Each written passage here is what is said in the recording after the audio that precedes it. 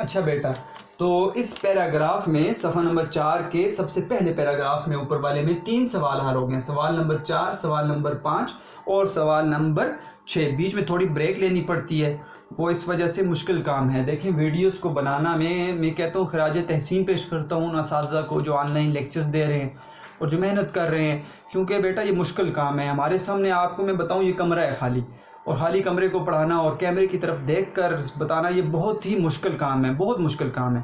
ٹھیک ہے، انسان کا فوکس نہیں رہتا، ٹھیک ہے، سمجھ نہیں آ رہی ہوتی وہ کیا کرے، اور ذہن پر زیادہ بوجھ پڑتا ہے اس طرح پڑھانے سے۔ سب جب اسٹوڈنٹس ہیں اور سننے والے ہیں، یہ ایسے ہیں جیسے آپ بتوں کو سامنے آپ دیواروں کو پڑھا رہے ہیں، ٹھیک ہے، اور لوگ جب تک آپ کوشچن نہیں کرتے کلاس کے اندر، ہم آپ کو بتاتے ہیں سوال، وہ زیادہ آسان ہوتا ہے۔ تو یہ مشکل کام ہے، پہلے بورڈ کو تیار کیا جاتا ہے، آپ مانیں گے، ٹھیک ہے، لیکچر کو دیکھنا پڑتا ہے، بورڈ کو تیار کرنا، اس کے بعد ویڈیو کو بنانا۔ کئی دفعہ تو ایسا ہوتا ہے، اس دن عجیب ایک واقعہ ہوا، میں یقین کریں ویڈیو بنا رہا تھا اور ویڈیو بنا کے 40 منٹ میں نے ویڈیو بنائی، جب ادھر جا کے دیکھا تو موبائل کا کیمرہ، ٹھیک ہے، وہ میں نے ویڈیو آن ہی نہیں کی ہوئی تھی، وہ دوبارہ مجھے ساری کی ساری بنانی پڑ گئی۔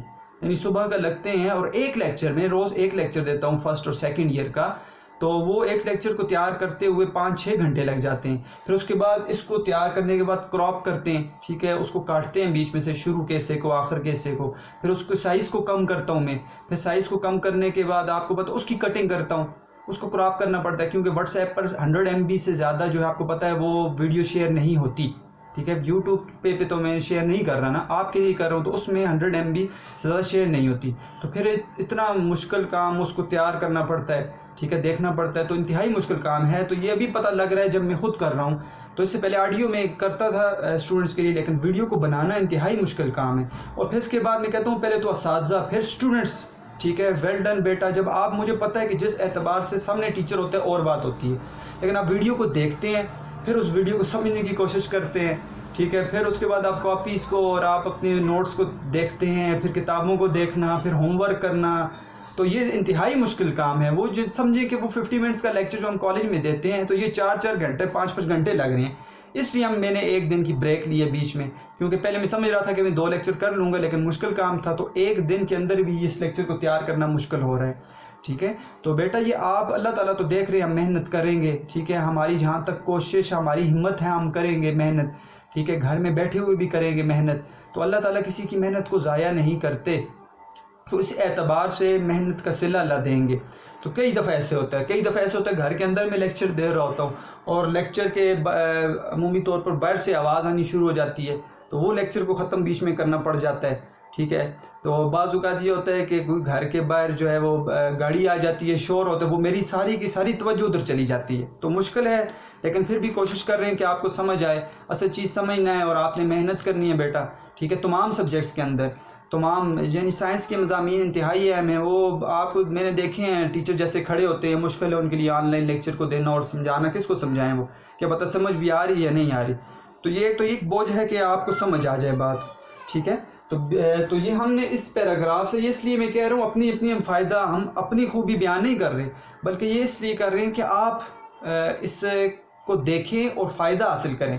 اصل محنت آپ کے لیے ہے، ہم نے جو کرنا تھا کر لیا، لیکن آپ بیٹا، آپ اس کو دیکھ کر آپ آگے محنت کر کے آپ آگے بڑھ سکتے ہیں۔ یہ تھوڑی محنت کو اللہ تعالیٰ جو ہے نا وہ دیکھیں گے، اور وہ دیکھ رہے ہیں کہ گھر کے اندر آپ اگر محنت کر رہے ہیں، اس کا مطلب آپ کے اندر علم کی اور تعلیم کی کے لیے جو ہے وہ محنت کرنے کی لگن موجود ہے، ان کے ساتھ آپ کو محبت ہے، ٹھیک ہے۔ اور یہ اس قوم کا حال ہے، اب قوم کی حالتوں کو پڑھیں تو یقین کریں لیکچر کدھر پہنچ جائے۔ فرسٹ سیکنڈ ایئر میں پہلا مضمون ہے مسلمانوں کا قدیم طرز تعلیم، پرانا طریقہ کیا تھا مسلمانوں کا، تو اس پہ میں نے جب بات شروع کی تو یقین کریں کہ ایک سائنسدان پہ انسان بات کرے نا تو بات کدھر پہنچ جاتی ہے، ٹھیک ہے۔ اور میں نے دور بیان کیے خلفاء کے کہ کون سے خلافتوں کا دور تھا، تو انسان حیران ہو جاتا ہے، ٹھیک ہے، وہ دیکھتا ہے کہ یار کیسے کیسے لوگ تھے مسلمانوں کے اندر جو تعلیم کے لیے کیا کچھ کرتے تھے۔ اور ایک وقت ایسا آیا، یہ وہ دور تھا جب سید احمد خان نے اب اصلاحی مضمون شروع کر دیا، اب حالت خراب ہوگی 1857 کے بعد، ٹھیک ہے، 1947 تک آپ کو پتہ ہے پھر ہم نے غلامی کا دور گزارا انگریزوں کے، ہم غلام تھے، اور پھر اس کے بعد پاکستان آزاد ہوا، لیکن آزادی کے بعد بھی ہم نے وہ نہیں دیکھا کہ ہمارا ملک کیسے آزاد ہوا ہے۔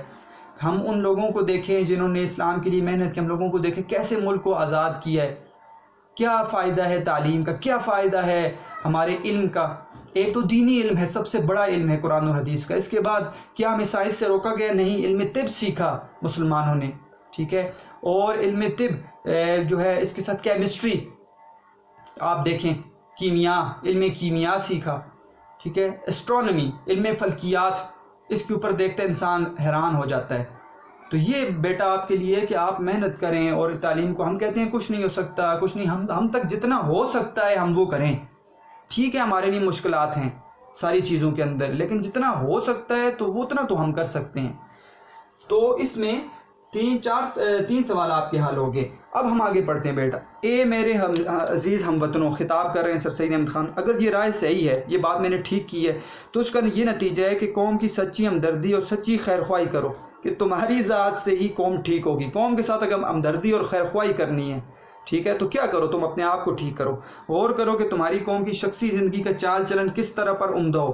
تم یہ دیکھو کہ کس طرح ہر قوم کا باشندہ جو ہے نا، اس کا طور طریقہ، اس کی عادات اچھی ہو جائیں، چال چلن عادات اچھی ہو جائیں، تاکہ تم بھی ایک معزز قوم، عزت، ٹھیک ہے، معزز جس کی عزت کی جاتی ہے، تو معزز قوم بن جاؤ، تاکہ تم بھی ایک عمدہ اور اچھی قوم بن جاؤ۔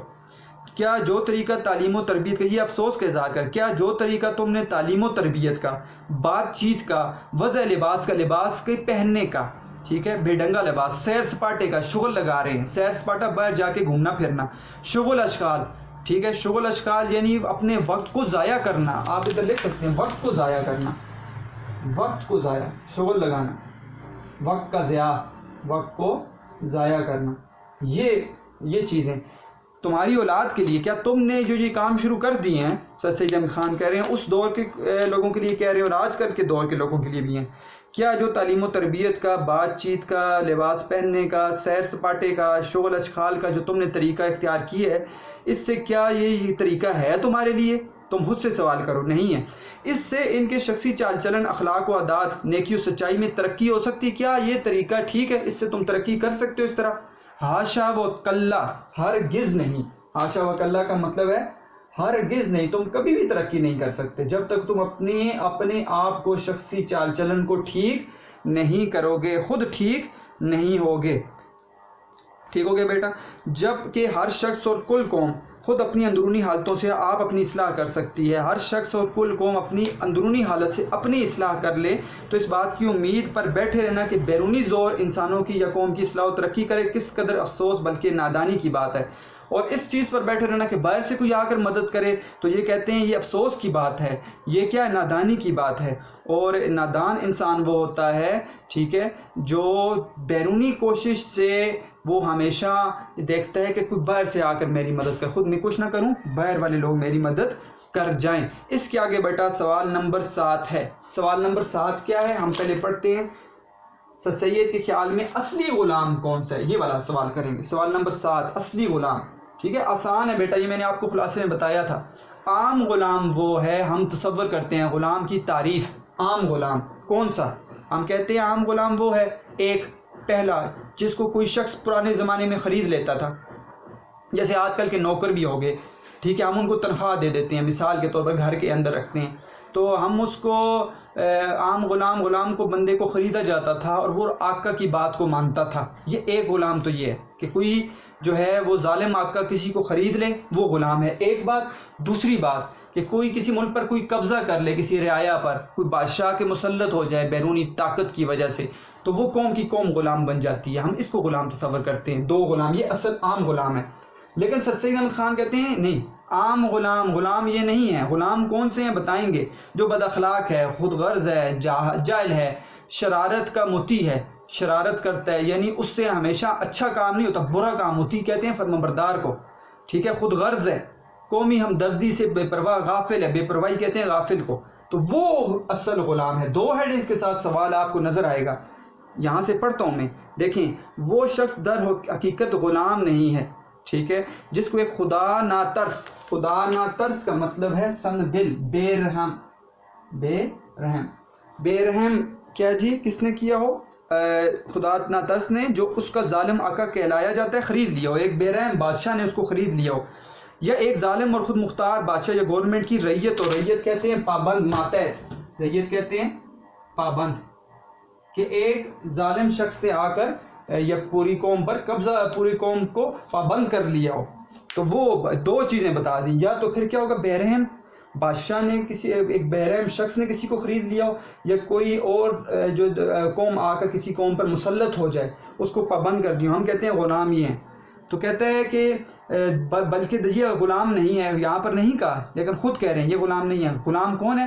بلکہ در حقیقت وہ شخص اصل غلام ہے جو بد اخلاق ایک بات، بد اخلاق ایک بات، خود غرض دو بات، جہالت تین باتیں، شرارت کا مطیع میں نے بتا دیا، شرارت کر رہا ہے، ٹھیک ہے، اس کا فرما بردار ہے، اچھے کام اس سے نہیں ہو رہے، چار بات، ٹھیک ہے. اور خود غرضی کی غلامی، ایک تو خود غرضی کی غلامی میں بھی مبتلا ہے، پانچ باتیں. اور قومی ہمدردی سے بے پرواہ ہے، چھ باتیں، قومی ہمدردی سے بھی بے پرواہ ہے. تو یہ شخص اصل غلام ہے، یہ شخص اصل غلام ہے. تو اس کے اندر ہی سوال آپ کا حل ہو گیا کہ اصل غلام سر سید کے نزدیک وہ غلام نہیں ہے جس کو بادشاہ نے خرید لیا ہو، یا کسی ظالم شخص نے خرید لیا ہو، یا کسی شخص کے بجائے کسی قوم نے کسی قوم پر قبضہ کر لیا. وہ غلام نہیں ہے.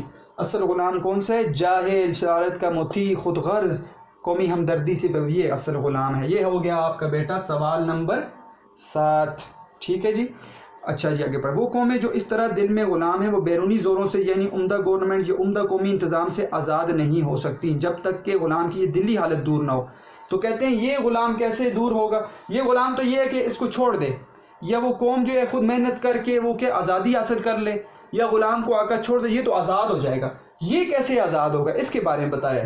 اصلی غلام جو ہے کیسے آزاد ہوگا؟ یہ گورنمنٹ یا عمدہ قومی انتظام سے آزاد نہیں ہوگا، بیرونی کوشش سے آزاد نہیں ہوگا، بلکہ خود اپنے آپ کو اس غلامی کی زنجیروں سے نکالے گا، خود نکالے گا، تو یہ آزاد ہو جائے گا. یہاں پر یہ مطلب ہے. کہتے ہیں جب تک انسانوں میں، یہ آپ کے بیٹا کتنے سوال ہو گئے؟ 1 2 3 4 ہو گئے. ایک اور سوال ہوگا آخری پیراگراف میں، سوال نمبر صفحہ نمبر 5 کے، تو ہم نے یہاں پر یہ بھی حل کر دیا. تو یہاں پہ بیٹا ایک اور مثال کے طور پر MCQs نکالنے کی کوشش کرتے ہیں کہ وہ شخص در حقیقت غلام نہیں ہے جس کو ایک خدا نہ ترس نے، جس کا ظالم آقا کہلائے خرید لیا ہو، بلکہ در حقیقت وہ شخص غلام ہے. اس کے بجائے آپ یہاں پر یہ نکال سکتے ہیں، وہ شخص در حقیقت ڈیش نہیں ہے، غلام نہیں ہے. تو غلام کا لفظ بھی آ سکتا ہے، ٹھیک ہے، غلام کا آپشن بھی آ سکتا ہے. تو یہاں پر یہ MCQs بھی آپ کا نکل سکتا ہے. اس کے علاوہ بھی بیٹا آ سکتے ہیں، ٹھیک ہے، MCQs. تو آپ نے غور کرنا ہے یہاں پر. وہ قومیں جو اس طرح دل میں ڈیش ہیں، غلام یہاں پر بھی آ سکتا ہے، ٹھیک ہے.